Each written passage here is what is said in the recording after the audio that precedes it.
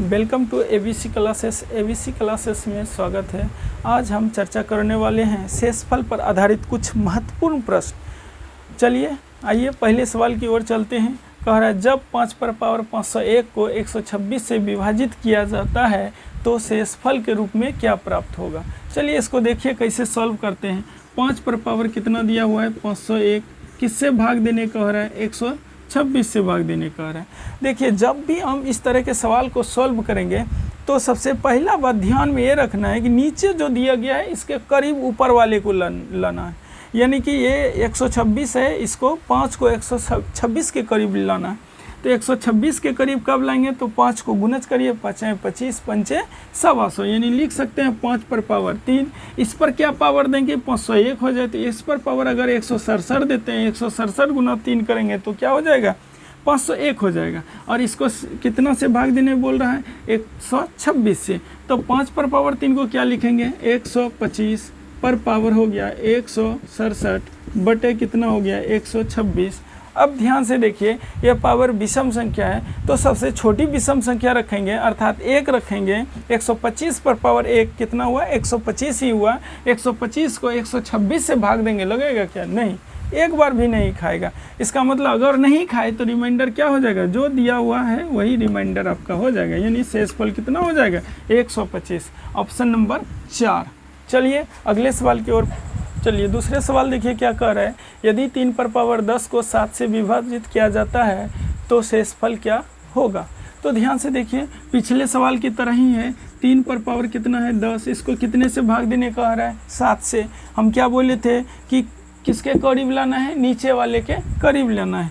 तो 3 पर पावर अगर 2 रखते हैं, 3 तिया 9, देखिए करीब हुआ क्या, एक आगे या एक पीछे को करीब करते हैं। ये नहीं कि 2 4 का अंतर हो, ऐसा नहीं। तो 3 पर पावर अगर 3 रखते हैं, 3 तिया 9 तिया 27 होता है, यानी 3 पर पावर 3 पर पावर 3 देंगे तो 27 होगा। और 7 से विभाजित करिए, 7 चौके 28, लगभग एक का अंतर हो गया। 3 पर पावर 3 पर पावर अगर 3 रखते हैं, 3 तिया 9 हो जाएगा, एक 3 की कमी हो रही है इसलिए 3 से गुना कर देंगे बटे 7। अब ध्यान से देखिए इसका वैल्यू कितना हो गया 3 तिया 9 तिया 27, 27 पर पावर 3 गुना 3, किससे भाग देना है 7 से। अब यहाँ से देखिए 7 से भाग दे दीजिए। बोले थे कि अगर विषम संख्या पावर रहे तो 1 मानेंगे, तो 7 चौके 28 है क्या, नहीं है तो -1 रखेंगे और इससे ही भाग लगेगा, नहीं लगेगा तो +3 ही रह गया। जब दोनों को गुना करेंगे 3 गुना -1 करेंगे तो -3 हो जाएगा, -3 बटे 7। यदि आपको रिमाइंडर कहेगा निकालने, यानी शेषफल कहेगा निकालने, माइनस में आ जाए ऊपर वाला तो नीचे वाला में घटा के लिखते हैं, यानी 7 - 3 बराबर क्या हो जाएगा 4 हो जाएगा इसका आंसर, ऑप्शन नंबर 2। चलिए अगले सवाल की अगला सवाल देखिए क्या कह रहा है। जब 49 गुना 65 को 9 से विभाजित किया जाए या विभक्त किया जाता है तो शेषफल क्या होगा। तो क्या कह रहा है 49 गुना 65 को कितना से भाग देने कह रहा है 9 से भाग देने कह रहा है, यानी 9 से भाग दीजिएगा 49 को तो 9 × 5 = 45, कितना पर में 5 बार में, लेकिन बचेगा कितना +4 शेषफल बचेगा। अगर 65 को 9 से भाग देते हैं तो 9 × 7 = 63, बचेगा कितना +2 बचेगा। अगर दोनों को गुणात्मक संबंध बीच में है तो गुना करते, भाग रहता या गुना रहता तो गुना करते, जोड़ रहता जोड़ते, घटाव रहता तो घटाते। तो 4 दूना 8, 8 बटे 9, क्या 9 से 8 में भाग लगेगा, नहीं लगेगा, इसलिए रिमाइंडर क्या हो जाएगा इसका 8 हो जाएगा, ऑप्शन नंबर 4। चलिए अगले सवाल देखिए क्या कर रहा है। 47 पर पावर 25 में एक कम यानी एक घटाव में है, किससे पूर्णतः विभाज्य है।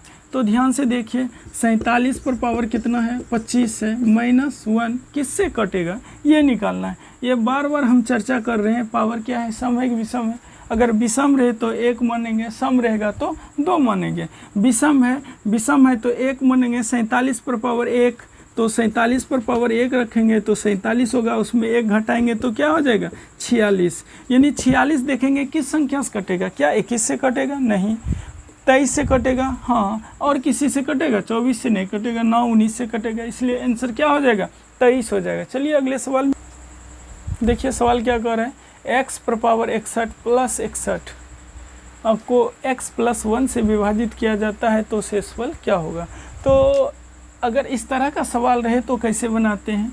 है सवाल क्या, x पर पावर 61 है यानी 61 है, अब प्लस में 61 दिया हुआ है और क्या कह रहा है x प्लस 1 से भाग दिया जाए। किससे भाग दिया जाए, x प्लस 1 से। अगर x प्लस 1 से भाग देते हैं तो बराबर 0 मान लीजिए, तो x का वैल्यू क्या हो जाएगा -1। यहाँ x का वैल्यू पुट कर दीजिए, जो होगा आंसर वही हो जाएगा आपका रिमाइंडर क्या हो जाएगा, x का वैल्यू -1 पर पावर कोई अगर विषम संख्या रहे तो -1 ही देता है, अगर सम संख्या पावर रहता तो +1 हो जाता।